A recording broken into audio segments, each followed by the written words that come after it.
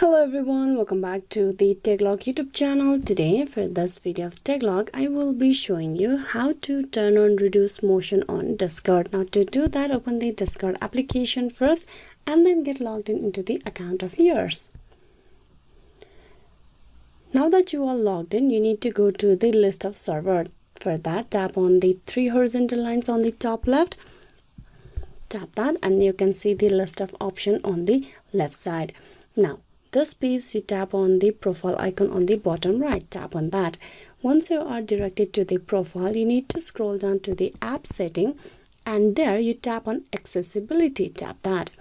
In the accessibility, if you scroll down, you will have the reduce motion option and you will see the option enable reduce motion. You tap on the toggle moving it to the right side, which will turn the light to blue.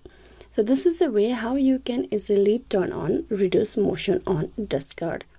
It will reduce the amount and intensity of animation, hover effect and other moving effect across Discord within the application. Hope this video was useful. Please like and subscribe the TechLog YouTube channel. Thank you for watching till the very end.